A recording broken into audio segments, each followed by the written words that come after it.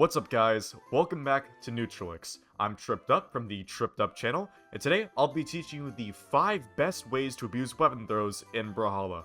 But before we begin, if you'd like to instantly improve your Brawlhalla gameplay, I'd suggest subscribing to Neutralix, as we have an entire channel dedicated to helping you getting better at Brawlhalla. Before I talk about how you abuse weapon throws, I should probably talk about why you should abuse weapon throws. You see, every time you throw your weapon and it connects with your opponent, they are stunned for about 15 frames. As you can see here, from the moment it connects, that is about 15 frames, give or take, that they are stunned or stuck in place, unable to do anything. Now, because you can pick up your weapon every single time you throw it, you can technically just do this forever, where you throw your weapon, and every time it connects, it stuns your opponent. So you can see I just throw it, and it stuns them. Connects, stuns them, does a little bit of damage, but not much really. It's kind of a minuscule amount, but what's important is that stun, a very long stun. So, now obviously, doing this a ton is a bad idea, but I'll get into why later on. But for these purposes, you can technically just keep doing this and keep stunning your opponent every time they connect like this and pick it back up. So now let's get into the ways you can abuse weapon throws, starting with way number 1, which is approaching. Now when you're fighting a good opponent, sometimes it's really hard to find a good way in to get an attack off, so you can use a mix-up with weapon throws. So you can approach and get a weapon throw off and get them off their guard with a stun, and do a light attack afterwards, so you throw them at them. Some people actually throw their weapon they throw their weapons down in front of them, not trying to connect, but just as a kind of like a barrier, just in case their opponent dashes up on them. But you go like this, get behind them, and perform some sort of combo. This also works to cancel out your opponent's attacks. As you can see, I have this Brawlhalla here doing a light attack at me, and I'm going to throw my weapon, and it cancels it out as soon as it connects like that, which I can get behind them, which I wouldn't have been able to do otherwise, because as you can see, it's just going to continuously light attack. So I'll just throw a weapon, and now I'm behind. Now I'm going to do a GC sidelight, but you get the point. I'm getting behind them, just like that, and yeah, weapon throw helped me do it. So like this, now I'm behind them, and I can go for an attack. So if you want a good way to approach your opponent, and you've tried other options, or you're just unable to, a weapon throw approach like so is a good option. As a continuation of that, you can actually get your opponent to dodge by hitting them with your weapon throw, in which case you can get a dodge read off and get a nice string. So here I have this bot set to random dodge, so I'm gonna weapon throw here, and let's see, okay, there we go, and we get a little bit of damage off. Obviously not too much, but at the same time, it's better than nothing, so we're gonna do it again, weapon throw, they dodged up, so we went for a recovery there, we're gonna throw it again, let's see, they spot dodge, I missed, but let's go again. Get another one off, there we go, so you can basically just get them to exhaust their dodge by weapon throwing, and you can get a read off from it. That's actually a good lead into our second way to abuse weapon throws, which is weapon throw true combos. If you didn't know, you're actually able to do true combos with a weapon throw plus a D-light. Every weapon has its own variation of this combo, but for Guitar's sake, we're just going to say that we have weapon throw into unarmed D-light into Guitar's dare.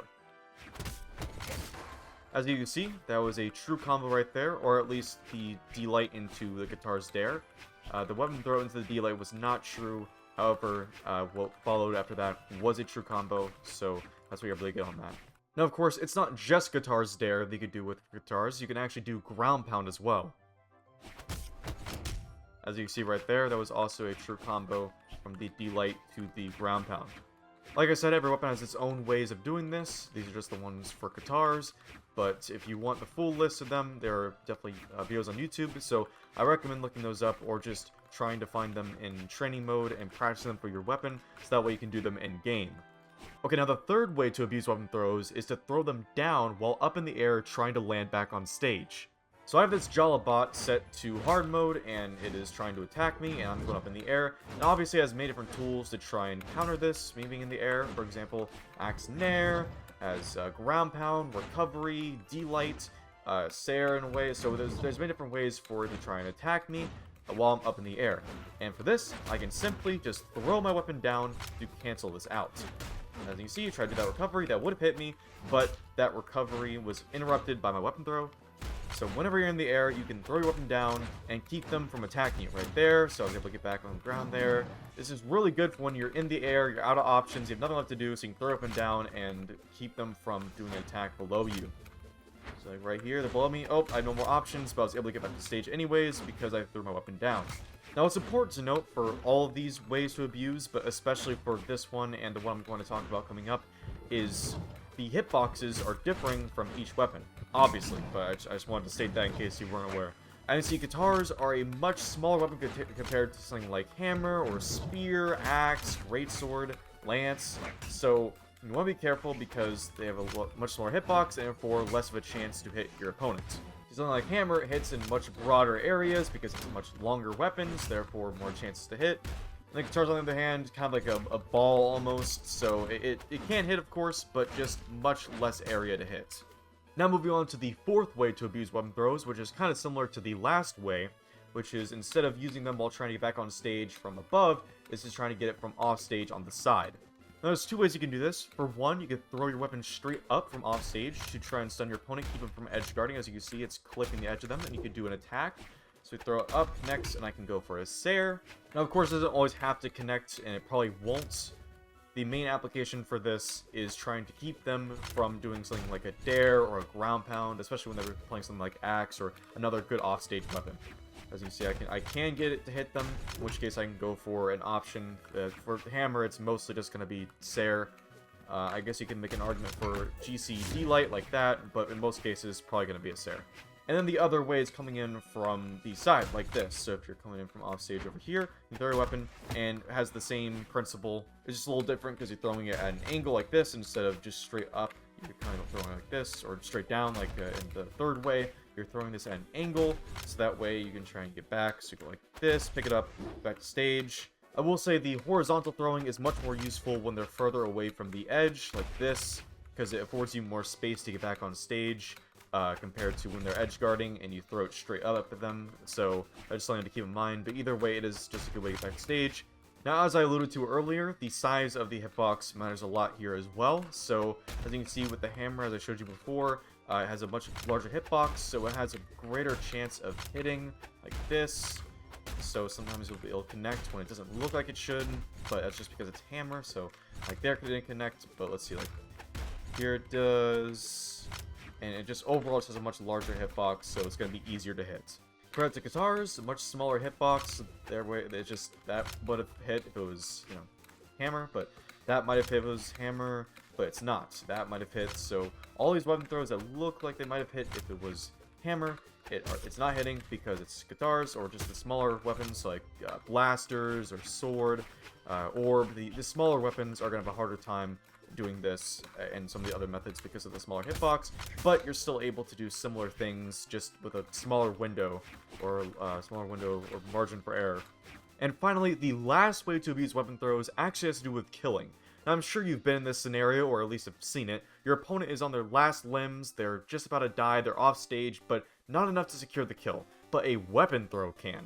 So here we're going to send this jaw off stage, they're about to die, but the weapon throw ends the stock and completes the kill. You can do this both horizontally and vertically. So here I'm gonna put them off stage, almost dead, weapon throw, ends the stock. And of course, these weapon throws don't kill them outright, but you can get them to use their options, exhaust all their ways of coming back to the stage, which will eventually kill them. So there, I mean, obviously the bot could have dodged, but they use their options, and they might not be able to get back to stage because of the weapon throw. Commonly, this is seen when a clash occurs, when they're trying to do the recovery, and you throw the weapon and it connects. That is often when these type of gimps will happen. Now, all these ways of abusing weapon throws sounds good and dandy, but do they actually work in-game? The answer is absolutely. If you look at the current pro scene, there are players that are using 20 plus weapon throws per match, which is a lot. But with that being said, you should not go and use a ton of weapon throws like I just mentioned, with 20 plus per match. That is a lot, and I would not recommend doing that right away at least. As you may or may not know, predictability is a large part of Brawlhalla and how you play.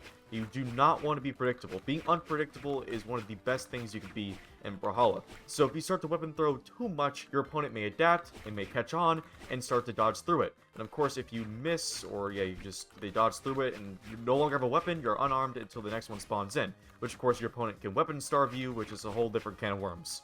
The point I'm trying to make is do not weapon throw too much. Just use them, slowly integrate them, because everything is good in moderation. maybe I should rephrase, not everything, most things are good in moderation, and weapon throwing is one of them. So learn how to use them using these 5 ways, and you're guaranteed to see an improvement. And yeah, guys, those are the 5 best ways to abuse weapon throws in Brawlhalla. Please consider subscribing. I've been TrippedUp, and I will see you next time.